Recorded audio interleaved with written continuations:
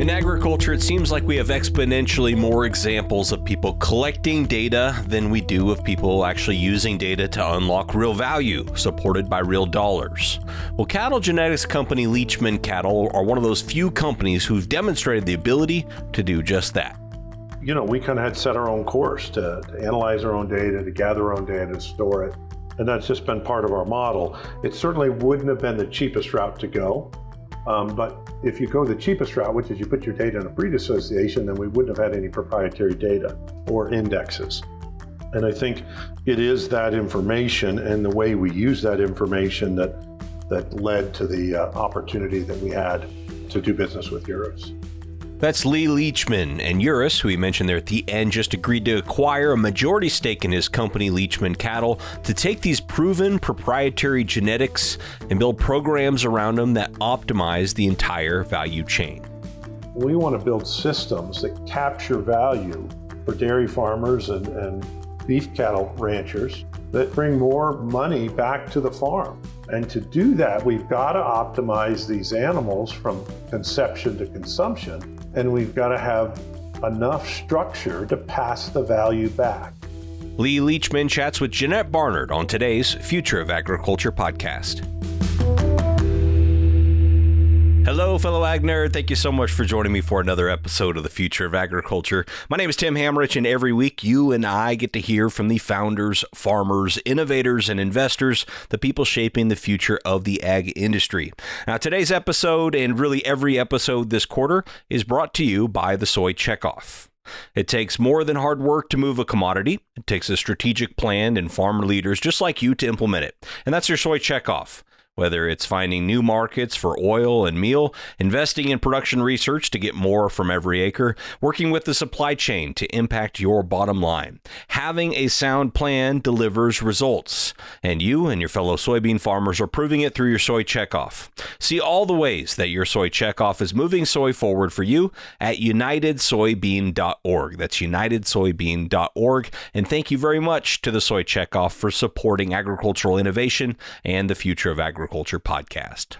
All right, now back to today's episode with Lee Leachman of Leachman Cattle of Colorado. Lee's going to share more about his background and his company during the conversation, but I actually wasn't a part of this one. This interview was conducted by my good friend and occasional co-host on this show, Jeanette Barnard. Longtime listeners, I'm sure, will know Jeanette from previous episodes that she's co-hosted here with me, and I hope all of you are already subscribers to her weekly email newsletter, which is called Prime Future. You can go sign up for that at primefuture.substack.com. So, Jeanette, actually, let's start there before we dive into today's episode. You, this year, made the strategic decision to offer a paid option for your newsletter. So now you can get either one newsletter per month for free, just go to that website and sign up, or you can choose to be a paid subscriber, in which case you get one every single week, and it's only $9 a month. Totally worth it, in my opinion. But for somebody who might be listening and maybe is not familiar with your work, can you just talk a little bit about Prime Future? Thanks for the plug there, Tim. Yeah, so Prime Future, it's a weekly newsletter for innovators in livestock, meat, and dairy. And I say it was kind of my COVID project, right? It was March of 2020, and I was grounded along with everyone else. And I was like, I need some outside connection with the world. And I'm just going to start talking about topics that I'm interested in an attempt to find other people who are also interested in those topics. And kind of the sandbox from a topic perspective is all around innovation and trends, sometimes new technology, but sometimes just new trends in the industry, and really looking across the entire value chain from what happens on the farm to what happens at retail. And I appreciate that you said the move to go paid was strategic, because what I'm finding is anything in this process is just kind of a series of small experiments, right? And it's just trying something to see what works. And I kind of had gotten to a point where, the audience is in the thousands now. A lot of people are telling me, hey, this is really valuable content. And I said, you know what? I'm going to see if people mean what they say. And, I think when you're launching any new business, that what a prospective customer tells you before they write a check is completely meaningless and it's completely worthless. It's what they say when you give them a decision point to put their dollars where their mouth is. That's what actually matters. And that's what actually tells you what's the value of a new product. And so I kind of saw this is no different. And so it's really been an interesting process since making that decision. And I really approach this whole content game from the standpoint of I'm learning out loud. I want to talk to interesting people like Lee Leachman. And so what does that mean to package that up in a way for Prime Future subscribers that continues to bring them more value? Yeah, that's kind of my goal, is to learn alongside those folks. All right. Well, keep up the great work on that. I am a very happy paid subscriber, and I know there's several others just like me. I would encourage anyone listening to join me, especially if you like the content that we're about to share with you here in today's episode. And speaking of which, why don't you tell us about today's story and what made it something that you wanted to explore further and share with the FoA audience? Yeah, absolutely. So today's episode is an interview with Lee Leachman of Leachman Cattle. And listeners may have read that Uris, the genetics company, recently acquired majority stake in Leachman Cattle. And this was a big splash across the cattle industry, across the genetics world. And I just wanted to interview Lee and hear him talk about the journey of the business. Part of what fascinates me about this, number one, is there have not been a lot of deals like this on the beef side. So this is a different deal structure between a seed stock producer like Leachman Cattle and a large genetics company. So it's interesting from that angle because it kind of signals there's some change happening in the cattle genetics world. But more importantly, what I think Lee has done with his business is what a lot of people aspire to do in agriculture. And that is to build a business and increase the value of that business based on the ability to capture and leverage data. And Tim, I don't know if you saw it or not, but this week, there was an article in the Wall Street Journal. It was about ag tech adoption. And one of the issues it called out is that there's been a lot of talk about ag tech adoption, but A, adoption has been a lot slower than what many would have liked. And B, there's a lot of data that's available, but getting value from that data for customers is still really challenging. And here's a Lee Leachman, a cattle producer, who has done that. He has done the hard thing. And the entire reason that his business is so valuable is because of their proprietary database, their proprietary indexes, and the way that they're approaching their customers and the decisions that they are enabling their customers to make, which is kind of the holy grail from a data perspective. Absolutely. All right. Well, let's get to it here. Without further ado, we'll drop into the conversation of the winding road that included for Lee a Harvard education, a stint in management consulting, ending up losing one business, then becoming an employee, and eventually resuming ownership of Leachman Cattle to grow it into what it is today. Here's Jeanette's interview with Lee Leachman of Leachman Cattle of Colorado.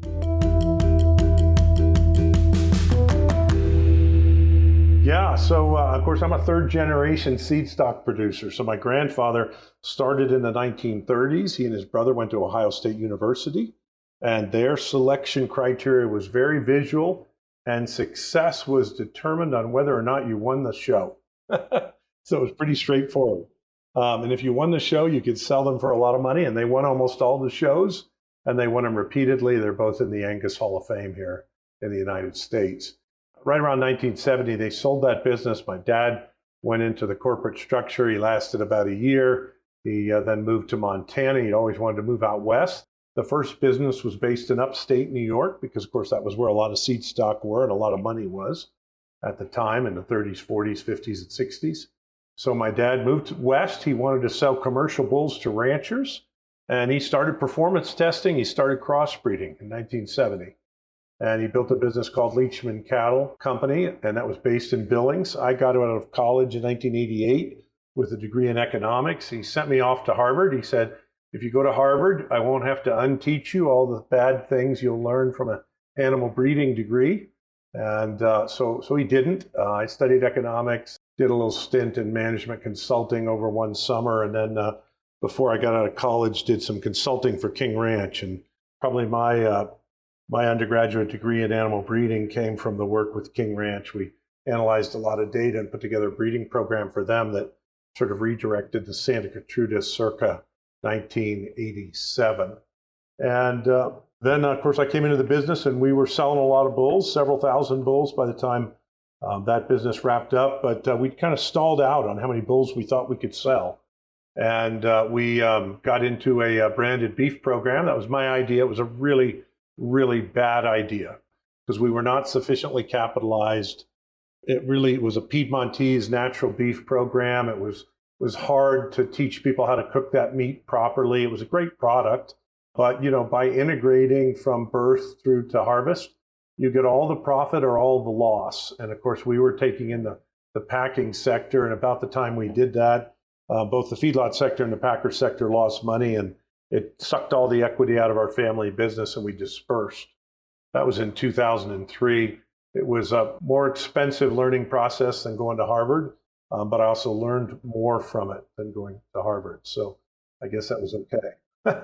And so then we started our business over in Colorado in 2003. A friend of mine, Dallas Horton, bought the business. We worked for Dallas for about 6 years, bought the business from him, and we've been growing ever since. Wow. Okay. So I always find these near-death experiences of companies, or in this event, like a full-on death experience of the business. I find them so inspiring, especially when people find a way to then come back bigger and better than ever. And it's just amazing because, I've been following Leachman Cattle for a few years. I had no idea about that part of your story. And I can only imagine some of the things you learned from that. Just to kind of drill down on that a little bit. I mean, you guys went into this branded beef program before that was a cool thing to do. So was it more of how you were capitalized? Was it more of the timing? Was it more of choosing Piedmontese specifically? Like, what would you do differently, or how do you anticipate that would have gone differently if you were to do it now versus then? Yeah, we could do a whole podcast on that. I think for starters, we didn't understand that business well enough. Secondly, it was all fresh. And so supply management was an enormous problem for us. We were building customers for that division when 9/11 hit. And we were selling mainly to food service and restaurants. So that was a bad timing issue. And then as we rebuilt in the retail sector, that's when the margins at the feeder and packer level went so negative. I remember Russell Cross. You probably know who Russell Cross is.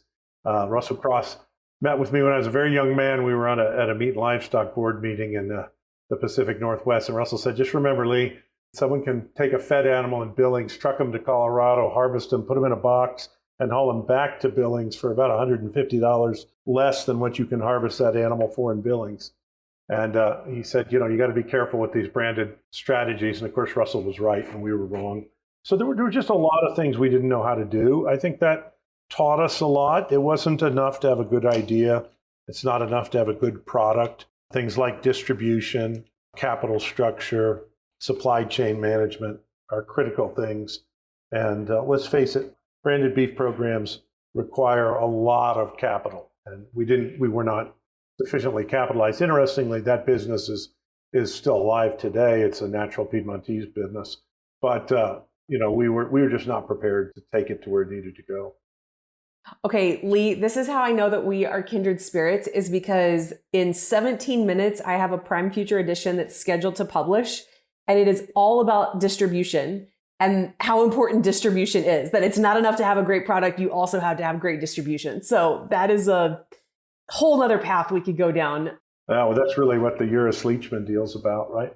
Uris is fundamentally a tremendous distribution partner. Okay, so let's go ahead and jump there. Tell us about the Uris Leachman deal.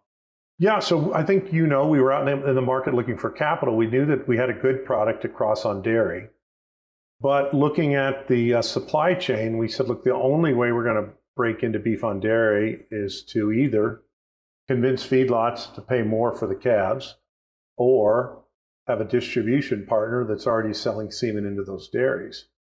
And we decided we were going to raise capital to fund a research and development feedlot where we would gather more data on the beef on dairy and demonstrate that we had best-in-class performance. And it was that capital surge that led us to the relationship with Uris. And of course, they have a huge market share, and they have distribution into 80 countries. And they're selling a straw of semen effectively once every second somewhere in the world. Sell about 30 million straws a year, and half of that's beef. And so the idea of teaming up with a company that was very strong in database, had a unique business model that was scalable in terms of the number of bulls we produce, and had a hybrid population that was particularly suitable or well suited for the U.S. beef on dairy market. It just was a natural fit. Right. Okay, I want to dig into the pieces of your business and what made your business interesting to Uris, because so every article that I've seen has called out kind of three components. They talk about the quality of your genetics, they talk about your proprietary data, and they talk about your unique business model. So you kind of alluded to those earlier, but let's deep dive into those. And if we can, let's start with your business model. How is your business model different from every other seed stock producer? Yeah, it's not so unique today. It was when we started. So we started using cooperators in about 1982, I believe. So we've been using cooperators for about 40 years.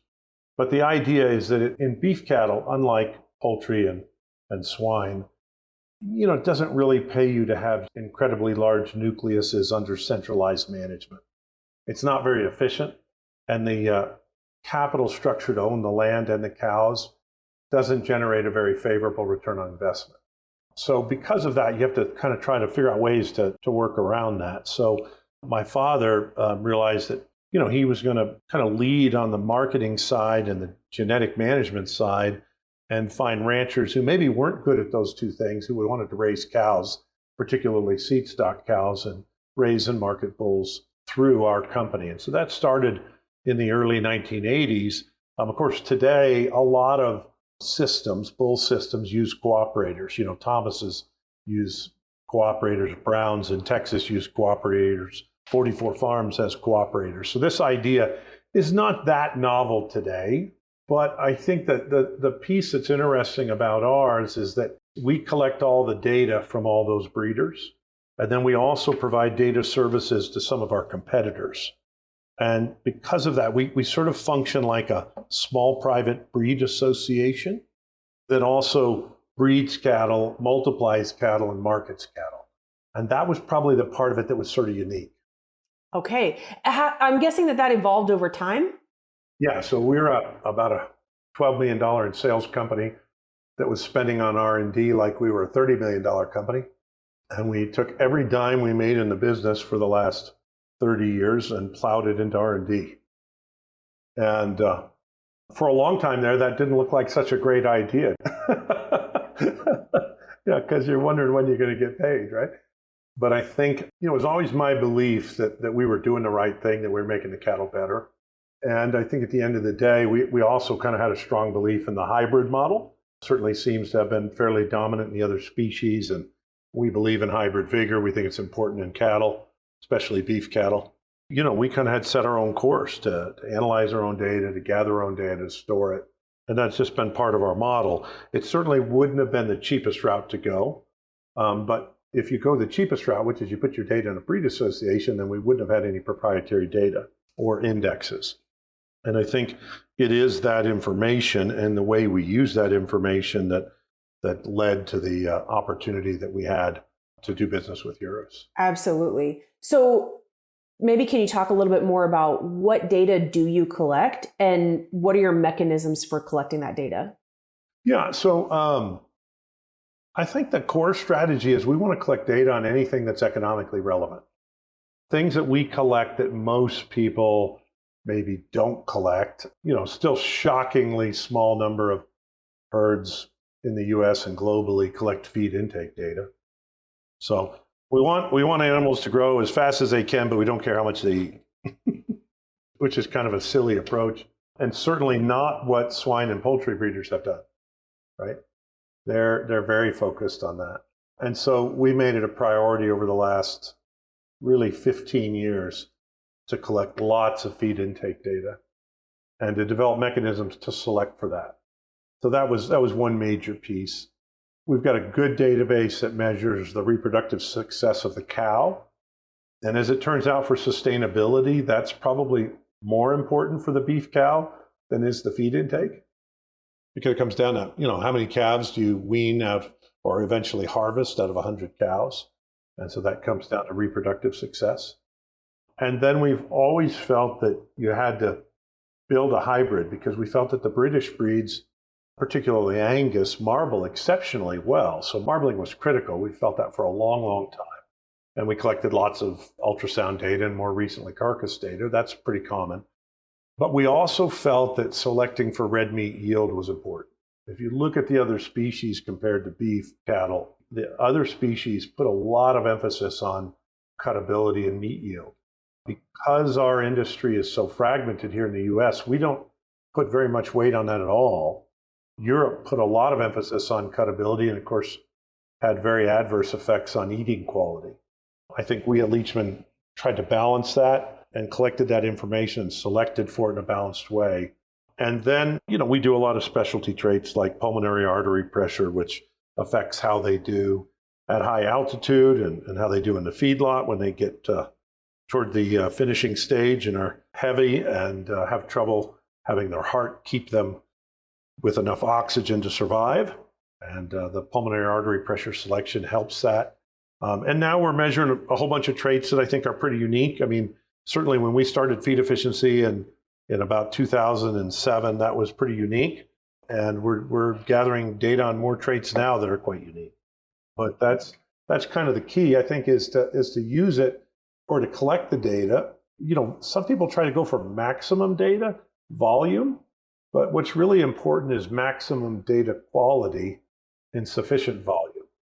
And I think that's where our database has been really good. And then we were really fortunate to get into a relationship with Zoetis, and they calculate genomically enhanced predictions for us on a weekly basis. So that's critical because we have real-time data.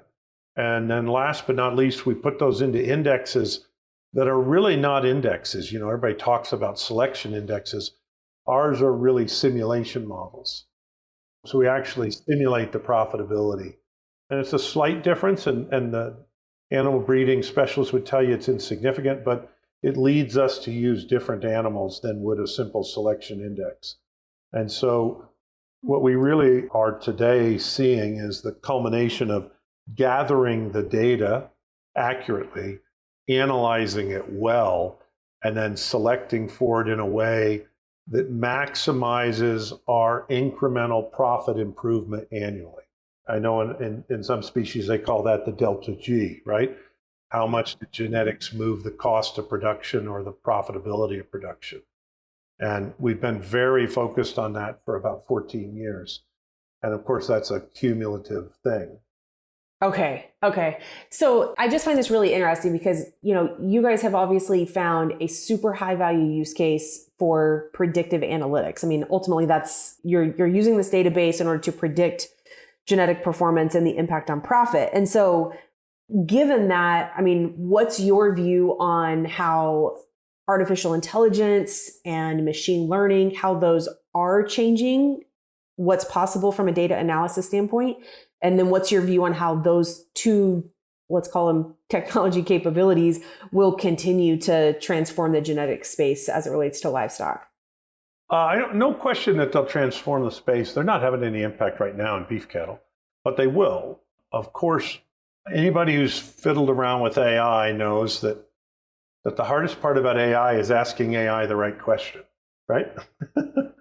AI will answer the question you ask. Sometimes the question you ask is not quite the right question, and the answer AI gives you will show you that. I think genetics is a lot like that, right? You can ask the question, and we do that every day, right? We say what trait's going to be important next, and what do we want to analyze, and where's the next bit of money going to come from in our selection process. But then you also have to have a real world part of it. A friend of mine, Ian Hamilton, said to me one time, he said, the key at Aviagen is that we had really good scientists who were predicting genetic change, but he said we were also really good at having the people in the field who worked with the animals, who were watching what was happening to confirm that we were getting the response we wanted, and almost as importantly, that we were not getting any responses that we didn't want. Okay? And if we look at all the species, it's of course the responses we didn't want that end up being the big hiccups. And cattle are no different. As you exert selection pressure for the things you want, you're going to get some things you don't want.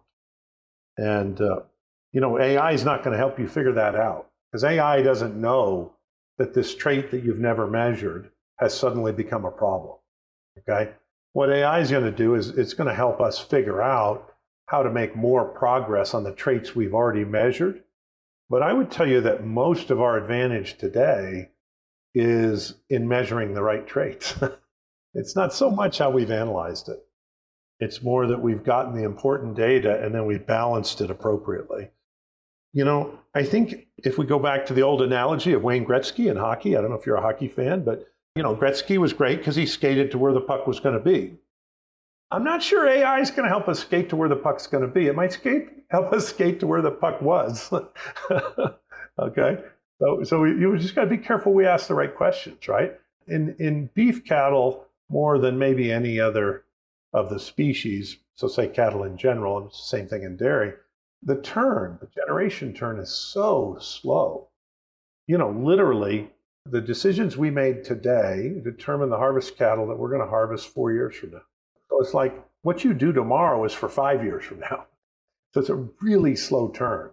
So this point of skating to where the puck's going to be is really critical. And I think that's one of the reasons that we really see eye to eye with Uris. We know that in cattle breeding companies, we're making decisions today based on the best information we have. But we also know that between now and when these products have their progeny go to market, you know, the conditions change and we may have to adjust mid-course. And so one of, I think, the strengths of our company is we've got a broad enough genetic base. You know, always for genetic companies, one of the questions, what's your nucleus herd size, right? And as you know, if you're willing to spend the money and have a bigger nucleus herd size, you can make faster genetic progress. In our case, we have a very large nucleus herd size effectively. You know, we're getting information on 30-some thousand animals a year. Most private breeding companies will struggle to have that big a nucleus herd because it's expensive. So really what we did, if you want to think about it, is we built a database and we built a business model that built an extensive nucleus herd that was profitable. Not highly profitable, just barely profitable, okay? But when you take that and put that into a value chain where you can monetize the true value of the animals, it suddenly becomes enormously profitable. And I think, you know, as we look at what we hope to do as we move forward with Uris is we want to build systems that capture value for dairy farmers and beef cattle ranchers that bring more money back to the farm. And to do that, we've got to optimize these animals from conception to consumption. And we've got to have enough structure to pass the value back. In the beef cattle industry, there's a lot of people that are afraid that we're going to integrate like pigs and chickens. And I'm like, that's never going to happen, okay? There's no such thing as a company anywhere that said, I want to own 3 million cows on 60 million acres spread out across the United States. Nobody's ever said that. Nobody's built a business plan for that. That's not going to happen. So the real question is, do you want to work as an independent rancher raising what you think is right, hoping that the market pays you enough to be profitable? Or do you want to work in a system that gives you really clear direction on how to build the best cow, how to build the best feeder animal, how to build the best carcass, and then brings the highest possible percentage of those dollars back to the farm? That's really the difference of what we're talking about. And I call it coordinated value supply chains. But at the end of the day, I mean, that's what's going to happen. We're going to use technology to coordinate it. And it has to happen at the farm level. In a dairy herd, we've got to mate the right cows with the right bulls. In a beef cattle herd, we really need to be thinking about the genetics that make the cow and then the optimal genetics to cross with that maternal cow line. That's never been the case historically, because historically the system was so broken, was so imprecise at discovering value, that it really didn't matter what you raised at the ranch and how you sold it, you were going to get about the same thing. But what we know today, and anybody who's fed out cattle, I mean, all you have to do is feed your cattle out and sell them on a grid, and you have the highest value carcass and the lowest value carcass out of your pen of cattle. And there's over $1,000 difference between the best and the worst. And we look at the dairy cow industry and they're so different than us, right? Because every dairy cow in America, I wouldn't say every, but I've got to say way more than 95% are sired by a bull that was in the top 100 list within his breed, right? I mean, nobody uses a bull in the 30th percentile or 40th percentile or 60th percentile. And then you say, well, what's the bull like that sired the beef cow herd in America? Oh, their average rank is the 50th percentile. Wait, why do you do that? Because that's the structure of the system. But what if we could build cows that were sired by top 1% bulls? And then what if we could breed them back to top 1% bulls? Changes the whole game. Right. So first of all, this is 100% aligned with my worldview, right? That these types of collaborations are what makes sense, are what adds value to every part of the value chain, which is going to lead to long-term sustainability from an economic standpoint and other standpoints as well. My question is, you talked about building the systems that help us capture value for dairy farmers and beef ranchers. What are the missing pieces of those systems today? What's preventing us from being able to do this today? Nothing. You didn't expect that, did you? I didn't. I did not at all. No, there's really nothing. I'll tell you what's missing is confidence. Confidence that the differences exist and that they can be produced consistently. And I think, Uris is a very serious company. And I think this investment is a clear signal from them that they believe those differences on the beef side are real and they're material, and that this value chain can be knit together. Without the value chain, my business selling bulls to ranchers is a tough business because we're selling a high-cost product, and if we make it elite, we don't necessarily get paid for making it elite because the people that buy our bulls don't get paid elite prices for their calves. In a value chain, that changes. And I think that the differences have to be material enough to justify that. But today, let's say the average U.S. fed animal today is worth $2,700. We can easily produce differences that are well over $100 a head. And I think if we build that into 2 generations on the cow, those differences are going to get well over $200 a head.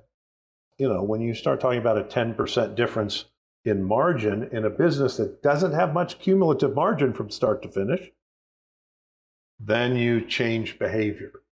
Alignment's the key. And it's really reteaching an industry that you can make more money by aligning than you can by simply transacting. Our business today on the beef side is very transactional, right?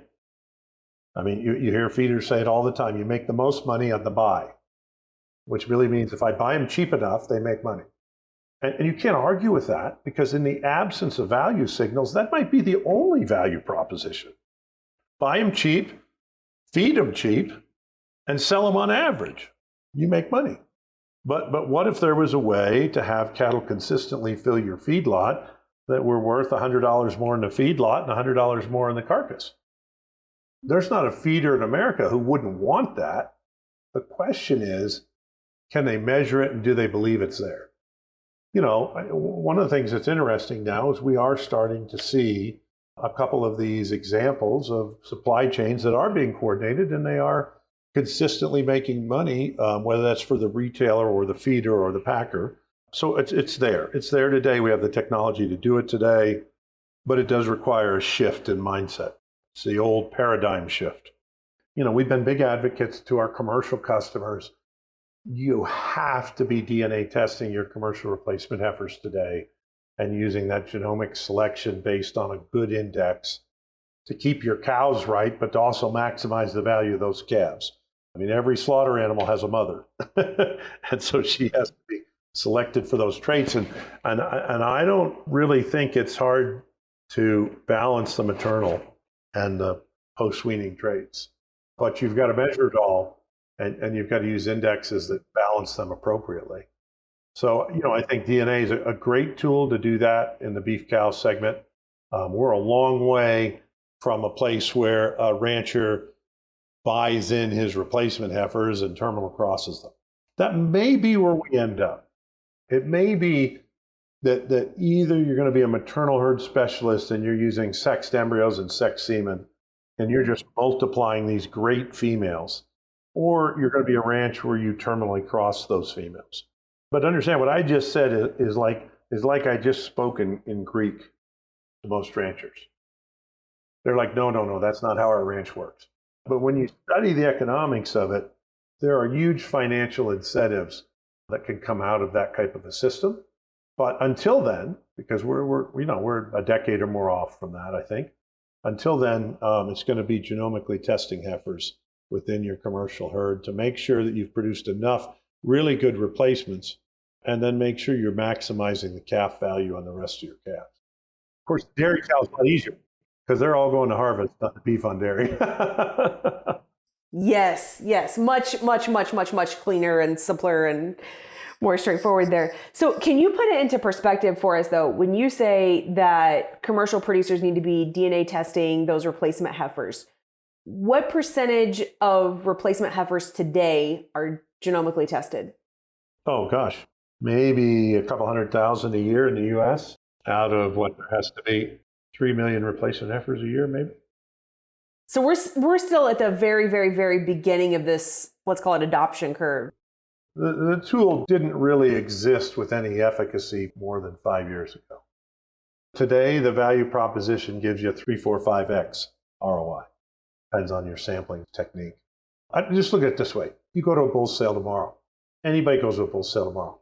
The best bulls there they want to buy because they're going to help their herd. And the worst bulls there they don't want to buy. Now, every one of those bulls was done usually by a planned mating, either AI or naturally, by that seed stock breeder. And they still have good ones and bad ones. Now go to your commercial herd. You're breeding these commercial bulls. You're not hand mating. You're letting the genes fly, so to speak, and remix. And you get this set of heifer calves, and you're going to go pick them visually. Guess what you find out when you DNA test them? There's more range in your heifer calves than there are in that bulls in that sale. And so just like there were bulls in that sale you wouldn't buy, there's heifer calves you should never keep that you would have had in your keeper pen that the DNA helped you find. And that changes the rate of improvement of that female herd. That's where the return on investment comes. And that's critical. Okay? I mean, this is a race. It's like anything, right? Everybody's a little bit faster next year than they are this year. Well, in food production, that means that the chicken producers and the swine producers and the fish producers, they're all making their animals better faster than we're making the beef animal better. So we have to do everything we can to minimize how much slower we're going. That is fantastic framing. Yes, this is a race. So with that in mind, I mean, fast forward 30 years, let's just say 2050 for the sake of argument. How do you think that this plays out? At that point, what % of the U.S. beef herd is in an aligned supply chain of some sort? Yeah, 2050, you're probably buying your females that are produced through sexed IVF embryos, and you're terminal crossing the rest of your herd. And your terminal cross bulls are probably owned by or financed by the value chain that you're selling the calves into. Because when they get your calves, they don't want you to have bulls from a bunch of different programs. They want you to have all of their specialized bulls. And those calves are being DNA'd, at branding or younger to verify that they are the right combination. Some of those calves are going to fall out of spec just by a Mendelian resampling of genes. If anybody wants to know what that means, if you come from a big family, you and your siblings are not all the same. And that's the way it is even in full SID mating. So which DNA you get matters, and DNA tests will show that. And then we'll manage those animals through systems with DNA information combined with visual technology cameras that are looking at how those animals grow. And we're going to harvest those animals very close to their optimal harvest point, which is a big problem in the system today. We don't know where optimum is. We have unidentified cattle in a large pen, and we're harvesting them all on a given day. and one of those animals died 90 days too early, and one of those animals died 90 days too late, and we're missing a lot. And so the information will be there. They'll be traceable all the way through. I suspect within 30 years that maybe more than half of the beef produced in the United States will be in a value system. In other words, when your calf's born, you're going to know how that beef is going to be sold to the consumer. Now, that is a fascinating insight to end with. Thank you so very much to Lee Leachman for being on the show. And thank you very much to Jeanette Barnard for facilitating this conversation and bringing the story to the audience here. Definitely go check out Jeanette's newsletter over at primefuture.substack.com. I'll leave links for that as well as for Leachman Cattle of Colorado and Uris in the show notes for today's episode. Thank you as well to the Soy Checkoff for supporting this quarter of the Future of Agriculture podcast. Go check them out at unitedsoybeanboard.org. Last but certainly not least, thank you for your time and your attention. I never take it lightly. I'll be back next week with another story of ag innovation.